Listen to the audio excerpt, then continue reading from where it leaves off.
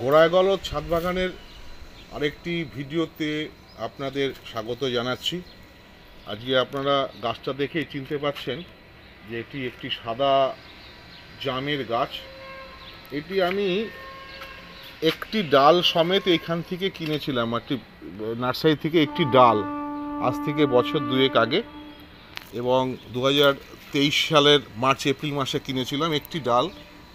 এবং গত বছরের এই গাছটির আমার বেশ কিছু ফল দিয়েছিল।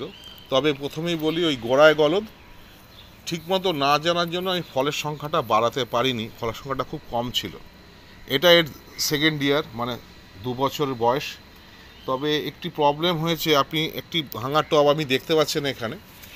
এই টবটি অ্যাকচুয়ালি ছাদে হনুমান এসেছিল, এবং ছাদে হনুমান জানুয়ারি মাস নাগাদ এসেছিল। এসে এই গাছটির থেকে ধাক্কা দিয়ে এই পাঁচিল থেকে ফেলে দেওয়ার জন্য একটি ডাল এবং আমার বেশ কিছু কুড়ি নষ্ট হয়ে যায়। তো আমি বাধ্য হয়েছি জানুয়ারি মাসে একে রিপোর্ট করার জন্য। তো যাক, রিপোর্ট করলে যে কুড়ি অবস্থায় রিপোর্ট করলে গাছ যে নষ্ট হয় না, সেটা একটি প্রমাণ। রিপোর্ট করেছি, এখন অবধি ভালো আছে। এটা ডিসেম্বরের গত বছরই 15 তারিখ নাগাদই এই ফুলগুলো, মানে আপনার এগুলো এসেছিল। ডিসেম্বর মাসে 15 তারিখ নাগাদই গত বছর এসেছিলো, এবছর তাই এসছে। নর্মালি বৃক্ষশ্রেণীর গাছ, এদের ফুল ওই 15 তারিখে আসে। কিন্তু এর যে ডেস্টিনেশন পিরিয়ড যদি বলেন, টোটাল কমপ্লিট হতে প্রায় এপ্রিল মে মাস লাগে। এবং আজকে ফেব্রুয়ারি মাসের 27 তারিখ, যখন আমি ভিডিওটা করছি, তখন গাছে দেখুন একটা দুটো করে ফুল কিন্তু ফুটতে আরম্ভ করেছে। এখানে দেখুন একটা ফুটতে আরম্ভ করেছে, হ্যাঁ। তারপরে দেখুন এখানেও এখানে ফুটতে আরম্ভ করেছে।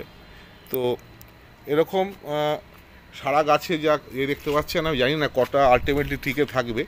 তবে আমার মনে হয় এবার সংখ্যাটা বাড়বে, এবং আমি এবার একটু অন্যরকমভাবে ট্রিটমেন্টটা করেছি। এবার বলি, এই গাছটাকে আপনার সারা বছরে নর্মালি খুব একটা ঝামেলা করতে হয় না, নর্মাল খাওয়া দাওয়া দিলেই চলে। মাঝে সাঝে একটু কীটনাশক দিতে হয়, হ্যাঁ, যাতে ফাঙ্গিসাইড ইত্যাদি না ধরে টরে, এছাড়া কিছু। কিন্তু এখন এই এসে যাওয়ার পরে কিন্তু প্রতি মাসে আমাকে এই গাছটাতে একটু খাবার দিতে হয়। যেমন আজকে আমি একটুখানি 150 থেকে 200 গ্রাম খাবার, আমার মিশ্র সার বানানো আছে প্যাকেটে, সেই মিশ্র সারটি আজকে দেব। এবং মাসে ওই 150 থেকে 200 গ্রাম, খুব বেশি হলে 1-150, বেশি নয়, অল্প করে মিশ্র সার আমার বানানো আছে, সেগুলো দিতে হবে। দিলে মোটামুটিভাবে এটি মে মাস নাগাদ আশা করা যায় এবার অনেক বেশি ফল পেতে পারি। এটাই হচ্ছে ব্যাপার। তবে রিপোর্ট বাধ্য হয়ে করতে হয়েছে। একটি মাত্র ডাল কিনেছিলাম, সেই ডালটির থেকে গাছটি 2 বছরে এতটা বড় হয়েছে। কিন্তু ওই হনুমান এসে ওপর থেকে ফেলে দেয়, জানুয়ারি মাসে ফেলে দেওয়ার পরে একটি ডাল নষ্ট হয়ে যায়। আরেকটি জিনিস ঘটনা ঘটেছে, আমি এবার কুম্ভতে গেছিলাম, তাতে 1-2 দিন ছিলাম না। তো এই টপটাকে আমি ছাদের ফ্লোরে রেখেছিলাম আর কি। তো এতই তাপ, এবার টেম্পারেচার এতটাই বেড়ে গেছে, দেখুন এখানকার যে কড়িগুলো, টোটাল কড়িগুলো পুরো কিন্তু শুকিয়ে নষ্ট হয়ে গেছে। যাই হোক, এটা ফল তোলার পরে গাছটার ডালটা কেটে দেবো আর কি। তো এখন হচ্ছে আজকে আমি একবার ফাঙ্গিসাইড প্রয়োগ করব, এবং এর সাথে ব্লাইটক্সের সাথে অল্প ব্লাইটক্স, বেশি ডোজ দেবো না, অল্প ডোজ যদি করে গাছ, অল্প ডোজ ব্লাইটক্সের সাথে একটুখানি নিম তেল বা কাকা মিশিয়ে একটু দিয়ে দেবো। এটা 15 দিন পর পর দিতে হবে। আর মাসে একবার করে শুধু অল্প করে 100-150 গ্রাম খাবার দিলেই মোটামুটি এবার এটা অনেক বেশি বেয়ারিং হয়েছে। ফুল আশা করি ফল সেট তো হবে, অনেক হবে। তাই দেখতে পাচ্ছেন যে আমার এই 2 বছরের গাছে কত পরিমাণে কড়ি এসেছে, এবং সেটা ডিসেম্বর মাসেই আসে। আমেরও যেমন আসে, এরও ঠিক সেই সময় আসে। তো দেখা যাক এবার আমি কতটাকে সেট করতে পারি। টাইম টু টাইম এটার আমি ভিডিও আপনাদের দিতে থাকবো।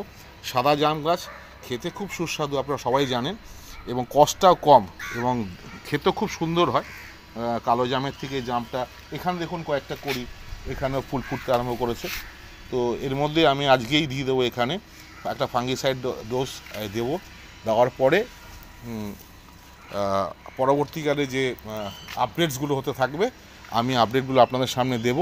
এবং বলেছিলাম ওই গোড়ায়গলদ গতবারে একটু ভুলের জন্য আমি বেয়ারিংটা বেশি ফল ফলাতে পারিনি, আশা করি এবারে অনেক বেশি পাওয়া যাবে।